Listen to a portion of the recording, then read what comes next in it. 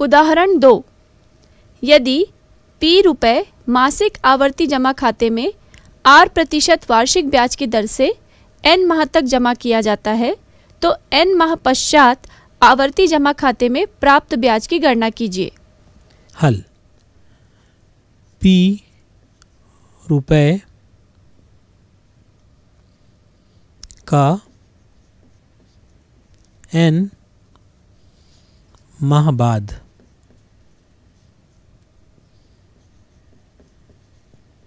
R% की दर से ब्याज।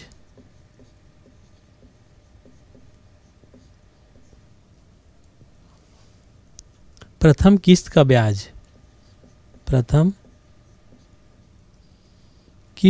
ब्याज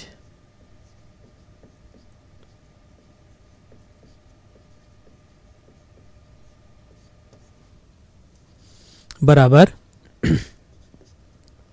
P गुणित R बटा 100 गुणित N बटा 12, क्योंकि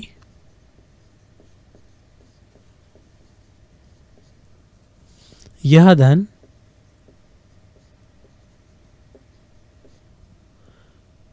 N माह तक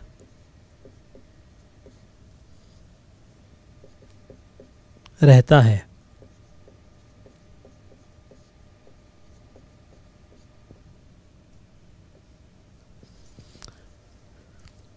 अब यहाँ पे हम लेंगे P रुपये का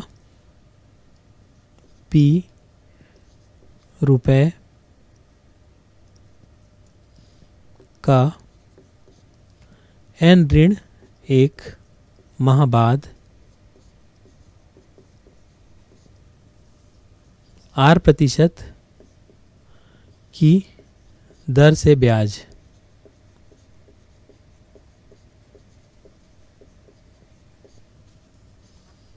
ये हमारा द्वितीय किस्त है। द्वितीय किस्त का ब्याज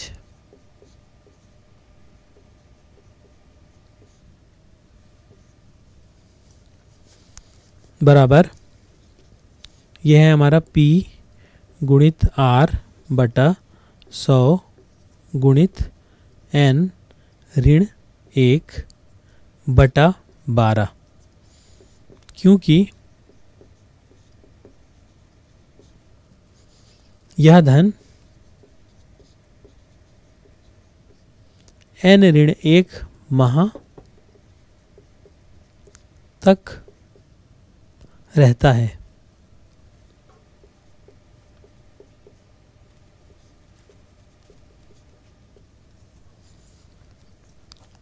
इसी तरह से P रुपये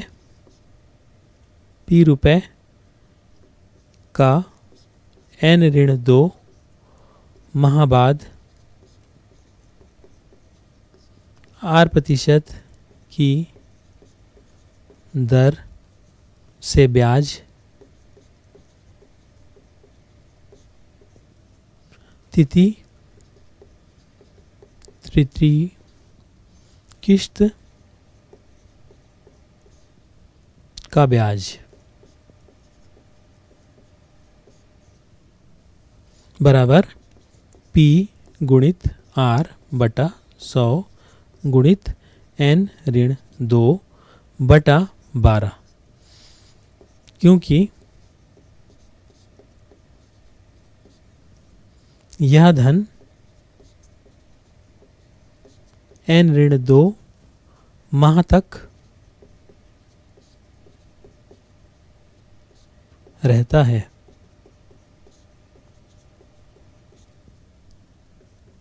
इसी तरह से N ऋण 3 वर्षों के लिए ब्याज निकालेंगे और फिर N ऋण 4 वर्षों के लिए भी इसी तरह से हम ब्याज की गणना करेंगे। इसी प्रकार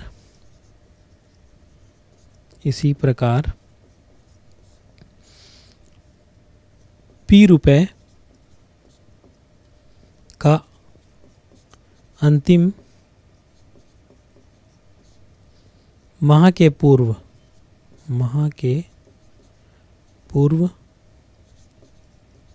माह इसी प्रकार P रुपए का अंतिम माह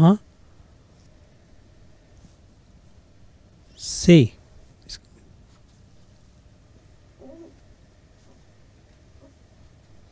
इसी प्रकार P रुपए का अंतिम माह से पूर्व माह बाद अर्थात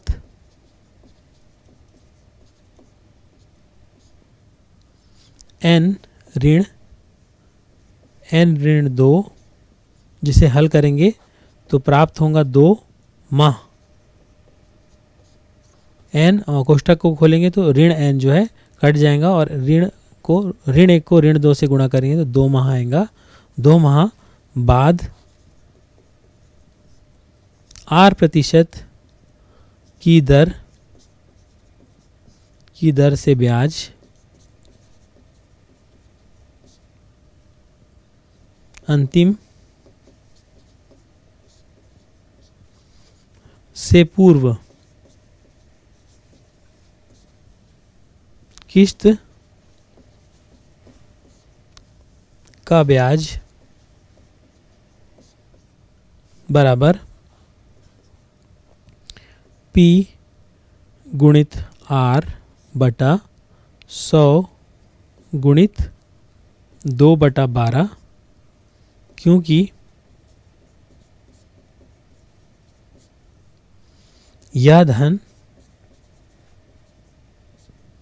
2 माह तक रहता है।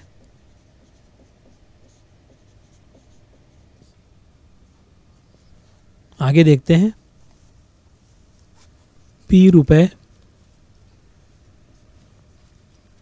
का अंतिम माह का R% की दर से ब्याज अंतिम किस्त का ब्याज अंतिम किस्त का ब्याज ये हो जाएगा बराबर P गुणित R बटा 100 गुणित 1/12 क्योंकि यह धन 1 माह तक रहता है।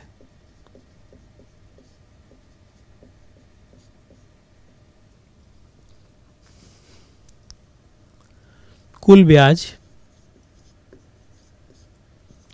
ब्याज ज्ञात करेंगे हम यहाँ पे तो कुल ब्याज बराबर P गुणित R बटा 100 गुणित 1/12 ये हमारा उभयनिष्ठ निकल जाएगा और कोष्ठक में रहेगा n धन n ऋण 1 धन n ऋण 2 धन इसी तरह से आगे बढ़ते जाएगा और अंत में हमें प्राप्त होगा 2 धन 1 कोष्ठक बंद बराबर ये हो जाएगा P गुणित R बटा 100 गुणित 1/12 और कोष्ठक में ये हम इसे लिख लेंगे 1 धन 2 धन 3 धन इसी तरह से हमें प्राप्त होगा अंतिम पद n ऋण 1 और अंत का जो पद अंतिम का एक पद का पहले का पद जो है n ऋण 1 और अंत का पद n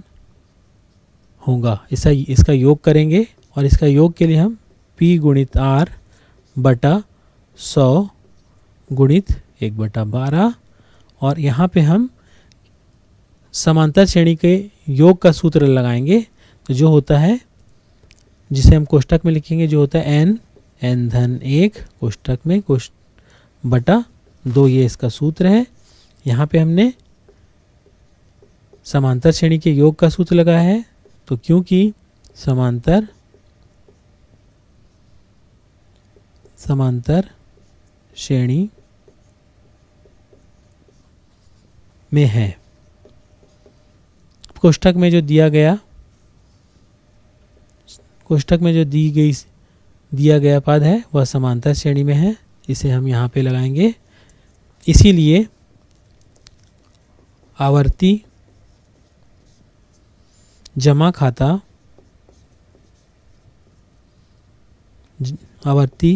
इसलिए आवर्ती जमा खाते में जमा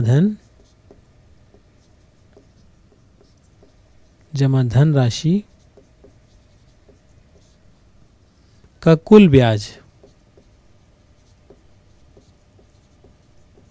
बराबर, सूत्र में P गुणित R बटा 100 तो था हमारे पास, गुणित 1/12 ये है।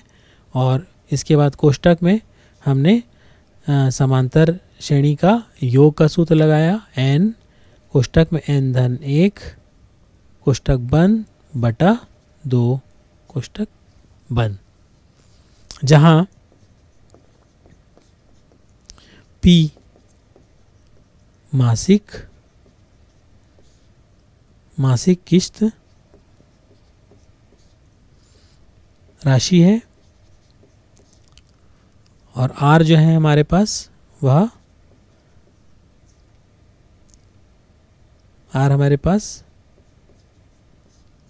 ब्याज की दर तथा N जो है हमारे पास वो मासिक किस्तों की कुल संख्या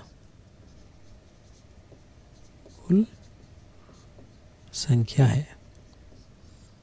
इस तरह से हमने यह ज्ञात किया कि आवर्ती जमा खाते में जमा राशि का कुल ब्याज जो होगा वह P गुणित R बटा 100 गुणित 1/12 गुणित कोष्ठक में n धन 1 बटा 2 है। यह इस उदाहरण का हल होगा। आवर्ती जमा खाते में जमा धन राशि का कुल ब्याज बराबर P गुणित R बटे 100 पूरे के गुणे में 1/12 बड़े कोष्ठक में n गुणित छोटे कोष्ठक में n धन 1 पूरे के बटे 2 बड़ा कोष्ठक बंद, जहां P बराबर मासिक किस्त राशि, R बराबर ब्याज की दर तथा n बराबर मासिक किस्तों की कुल संख्या।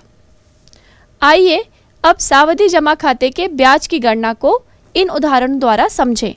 इस खाते में जमा धन पर चक्रवृद्धि ब्याज देय होता है, जिसका सूत्र इस प्रकार है। कैपिटल A बराबर कैपिटल P कोष्ठक में 1 धन स्मॉल r बटे 100 पूरे की घात स्मॉल n, जहां कैपिटल A बराबर मिश्र धन, कैपिटल P बराबर मूलधन, स्मॉल r बराबर ब्याज की दर तथा स्मॉल n बराबर समय। गणना में लघुगणक का भी प्रयोग किया जा सकता है।